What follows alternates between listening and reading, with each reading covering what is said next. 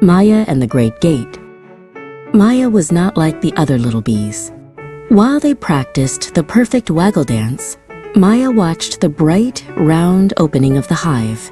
It was called the Great Gate. A bee's life is about order, purpose, and pollen, buzzed Ms. Vesper, the strictest teacher in the whole honeycomb. A good bee knows the rules, especially rule number 1. Maya tried to listen. She really did. But the air rushing through the Great Gate smelled like sweet clover and sunshine, not stale beeswax and chalk dust. Rule number 1, Miss Vesper droned, is to never, under any circumstances, leave the hive until your training is complete. The world outside is too large, too loud, and too full of danger. Maya only heard the first part. The world outside is too large, too loud. That sounded wonderful. She imagined fields of enormous bluebells and rivers of golden honey. That evening, after the last lesson and the dinner of royal jelly, the hive grew quiet. Everyone settled into their cells for the night. Everyone, that is, except one very curious little bee. She passed the sleeping drones and the busy nursemaids, all dreaming bee dreams of nectar and perfect geometry. She tiptoed past the royal chamber. Finally, she reached the edge of the light. The Great Gate. It wasn't a gate at all, just a hole, perfectly round, perfectly tempting, and perfectly terrifying. She took a deep breath, filling her lungs with the sweet, fresh air from the meadow. The smell of freedom was stronger than any fear. With a tiny, silent whoosh of her wings, Maya zipped out of the hive and into the enormous, loud, and wonderful world. Part 1 of her adventure had begun. The first thing Maya noticed was the sun. It wasn't a tiny speck through a hole. It was an enormous, warm, golden shield in a sky that stretched on forever. Everything smelled brighter and felt bigger. She zipped past blades of grass that stood taller than 1,000 bees, and then she saw it. A towering purple bellflower, dripping with morning dew and sweet promises. Freedom tasted like the air right next to that flower. Maya landed softly on a velvet petal. Now for the nectar, she buzzed. She tried to dip her tongue in, the way the older worker bees had demonstrated. She missed. She tried again. She just ended up licking a speck of dew. Collecting was harder than escaping. Suddenly, the sun was gone. A giant, crisscrossing shadow fell over the flower, turning the world cold and dim. Maya froze. Danger! Ms. Vesper's warning echoed in her tiny ears. This was the part of the world she hadn't imagined. "Well, hello there, little drop of honey," boomed a voice from above, big and friendly. The shadow lifted, and a creature with enormous, glossy eyes and long, jumpy legs peered down at her. It was a grasshopper. "I am Flip," the grasshopper chirped. "You are a long, long way from the hive, little one. You look like you've been chasing sunshine. What's your name?" Maya nervously replied, "I'm Maya, and I left my training early."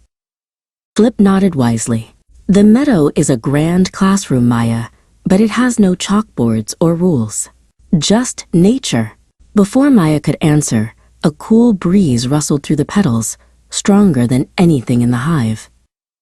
"That, little friend, is a gentle push from the air," Flip chuckled. "But even a gentle push out here is stronger than any waggle dance drill." The wind suddenly gusted, and Maya tumbled sideways. Flip caught her with a quick bounce of his antenna. "See? A curious mind is good, but a steady wing is better. I know a few tricks about staying put and seeing the sights. Want to learn?" Maya felt a new excitement bubble up, not just for freedom, but for knowledge. "Yes, please," she buzzed, "but I must be back before the queen notices I'm gone." And so, Maya's lesson in the wild meadow began, with a very tall, green teacher. Flip led Maya from the bellflower to a towering stalk of rye.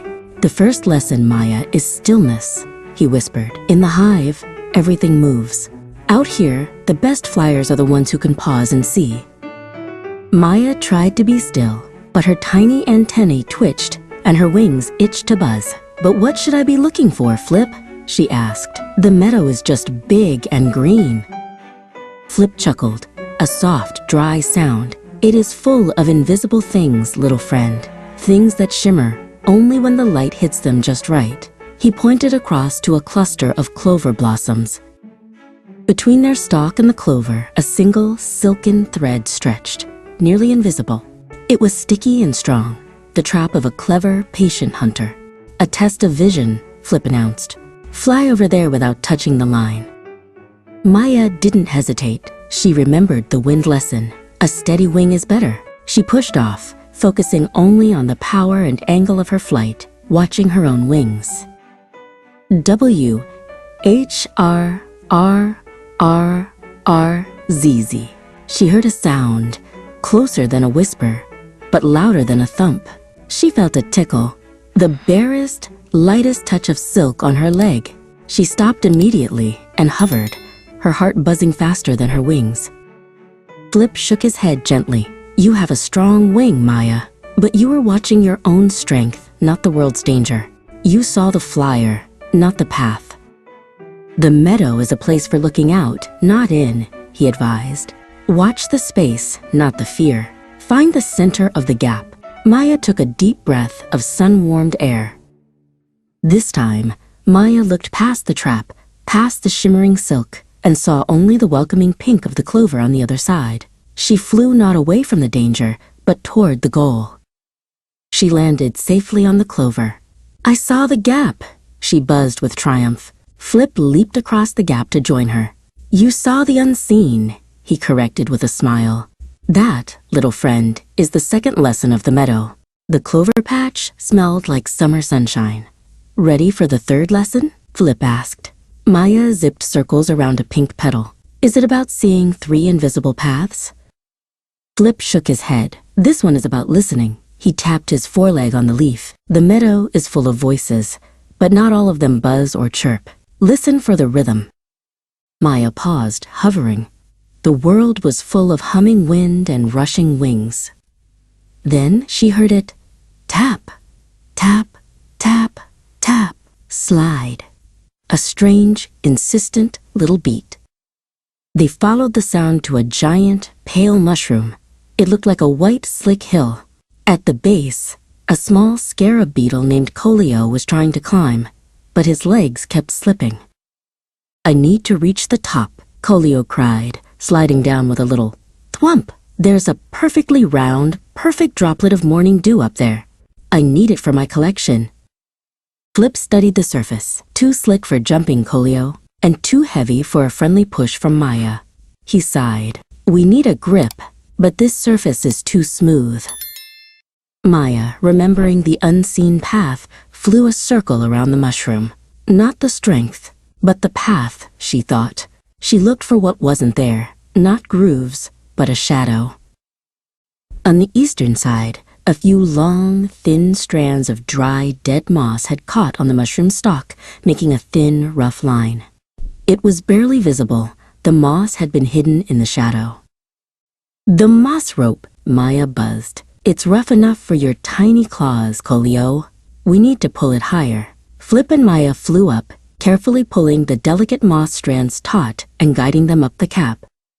Colio looked up at the new moss rope. He tapped it lightly, testing, tap, tap, tap, tap. Climb. Slowly, carefully, he pulled himself up the rough strands until he reached the perfect drop of dew. "You didn't just listen for a sound, you listened for a need," Flip praised. "And you didn't give up on the problem, Colio. You changed the path." Maya smiled. She had found a new friend and learned that sometimes the unseen path isn't a way to avoid a danger, but the right way to climb a hill. The morning sun was warm and sleepy. Flip was ready for a break. "That drumming hill was hard work, Maya. I need a nap in the shade of a good sturdy fern." They flew deep into the quiet, mossy shadow of the forest edge. "It's so peaceful here," Maya whispered. Then she stopped. "Wait, Flip, did you hear that?" Flip yawned. "Just the wind sighing, little bee. Time to rest." But Maya tilted her head, listening. It was the faintest sound, like a tiny bell ringing in the far-off distance. Pweep, pweep. She followed the sound until she spotted a tiny green caterpillar, Silas, clinging underneath a thin, pale leaf. "What's wrong?" Maya buzzed softly. Silas tried to answer, but his voice was like pollen dust. The wind is coming," he whispered, his tiny body trembling. "This leaf is too old. It will snap, and I am too slow to climb down." Flip landed beside Maya. "A little breeze? Don't worry, little fellow," Flip said loudly. "You are safe." He couldn't hear the whisper and didn't see the tiny cracks on the leaf. Maya remembered her lesson.